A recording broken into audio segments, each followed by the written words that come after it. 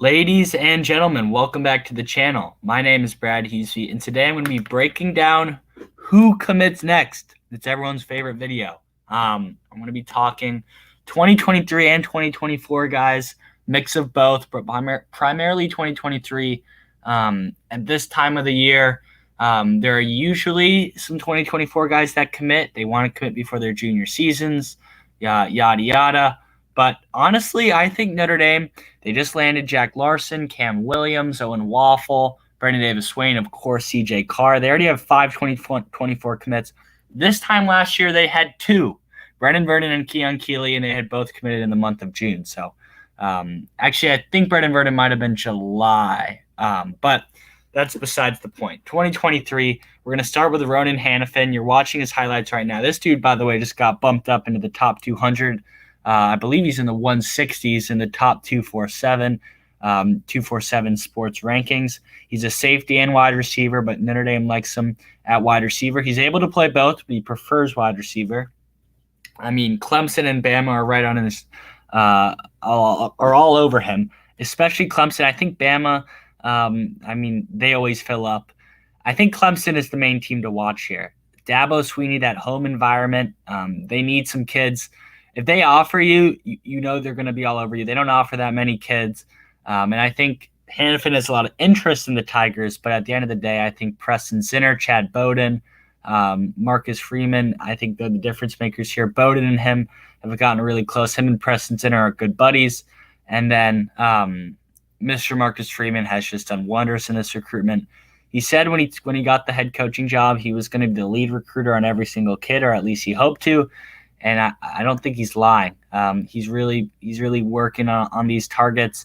A lot of people are like, oh, I don't know if Hannafin's a top target. Back in the winter, schools like Boston College and Nebraska were some of his top schools. But fans are changing what they're saying now, that Alabama and Clemson are all over him. But it's all right. That's how things happen. But Hannafin, just a stud. Jaden Greedhouse, this guy is committing July 15th. I think the writing is on the wall. I think he'll end up in this class. By the way, I was talking about Greathouse a few episodes ago. He is a top 50 player in the country, in my opinion. This dude absolutely torched Ryan Yates, 4-star LSU commit back in the Texas State Championship game. He was playing Peyton Bowen's team, actually. I do want to touch on Bowen in a little bit, but Jaden Greathouse is just a stud. He'll be committing. I think the main school to know is Texas, but he canceled an official to Texas. I think we all kind of know where Greathouse is going to end up, and I think it's going to be Notre Dame. Jaden Osborne, I'm going to put him next. I think he'll make a decision in the fall, but some people are saying he might make one here in the summer before his junior season. I don't know. I think he wants to go take some more visits. We'll see, but this has been a weird recruitment to track. Notre Dame wasn't really involved until Marcus Freeman took over. He made it to campus last summer. He wasn't really a top target, but then Freeman gets the gig. He's connected really well with Al Golden, actually. And Al Washington moving over from Ohio State was a big deal here, as Al Washington was recruiting him when he was at Ohio State.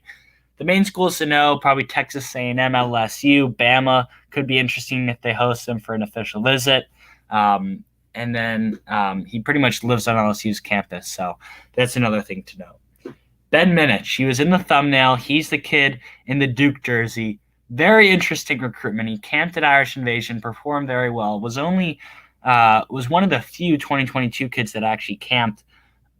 Notre Dame, I think they're going to miss out on Caleb Downs.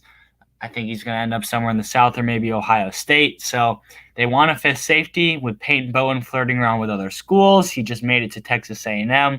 I expect him to make it to probably Texas A&M and Oklahoma sometime in the fall, maybe even Oregon as well. You have to look elsewhere if he ends up decommitting. Right now, guys, I was confident. I'm always confident after Bowen visits, but I feel like that the visits high, the highs you get after visiting campus, you're only on campus, a few weekends a year. So I don't know. I think distance from home may play a factor here. I don't think NIL is going to be the deciding factor, but a school like A&M is prepared to offer some money. So I don't know. We'll see. But right now, I think it's 50-50 he's facing this class. But let's get back on a positive note. Ben Minich, this kid's a stud. He's a 4-star on some platforms, a composite 3-star according to 247 Sports. I think he's poised for a big-time junior season. Cincinnati is one of his favorite schools. Duke as well. Stanford, Oklahoma. Oklahoma just offered, so that's good. Brent Venables, defensive-minded head coach. That's a big-time offer for a safety. I don't know. This kid's really good. He's from Ohio. I like him more than Josiah Wagner, who is another corner recruit who was on campus for an official visit. I just don't think Notre Dame pushed all too hard when he was here. He took them off of his top 4. So, yeah. And then finally, Jeremiah Love. I'm not going to talk about 2024 guys because I don't think really any of them are in a big hurry to commit right now. But Jeremiah Love is just – this kid is a stud. This is a top 5 running back in nationally. I think he is poised for greatness at the next level. He's fast. He's playing corner too, athletic, built. Doesn't play against the greatest competition in Missouri, but definitely does what he can against that competition. He's dominant, but I mean, this guy was kind of unknown about this time last year, and now Alabama's after him, A&M's after him. Michigan's one of his favorite schools as well.